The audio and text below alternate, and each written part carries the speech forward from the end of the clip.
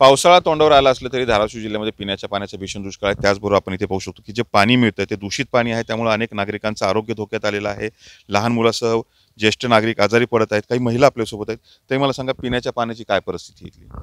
की काय घाण पाणी येते, आम्ही आजारी पडताव, उलटी संडास 8 दिवसाला पाणी येते।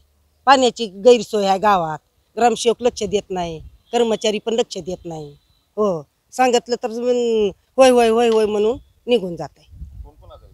आमच्या घरातलेच कोल्हापूरहून मुलं आलते, सुनबाई मुलं, बारके बारके लहान लहान लेकरं। आम्ही पण इथं दोघं तिघं आहेत। आम्ही पण परवा दिवशीच मला सुद्धा आजारी पडली होते, मी आले दवाखान्यातून जाऊन, होय गोळ्या खाऊन।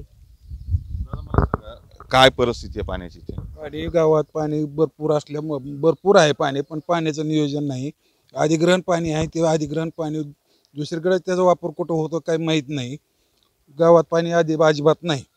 आम्ही सुद्धा गावाकडून लोकांकडून भाड्यानं पाणी घेतोय, पैसे देऊन विकत पाणी घेतोय आम्ही सुद्धा। ओएसिस फर्टिलिटीच्या तज्ञांनी IVF उपचार पद्धतीद्वारे 1 लाखांहून अधिक जोडप्यांना मातृत्व प्राप्तीचा आनंद दिला आहे।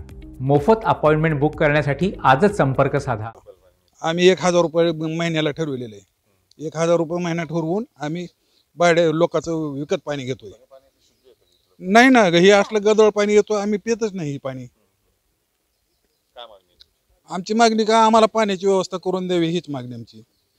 धाराशिव जिल्ह्यामध्ये पिण्याच्या पाण्याचा दुष्काळ आहे। जवळपास 150 टँकरनं धाराशिव जिल्ह्यामध्ये पिण्याचा पुरवठा केला जातो, मात्र अनेक ठिकाणी जे आहे ते पाणी अशुद्ध येते, त्यामुळे प्रशासनानं याकडे लक्ष द्यावं अशी नागरिकांची मागणी आहे। संतोष जाधव, TVN मराठी, धाराशिव।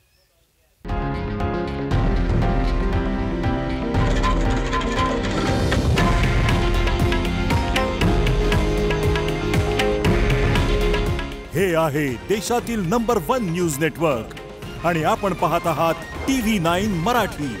काळजी तुमची, हित महाराष्ट्राचं।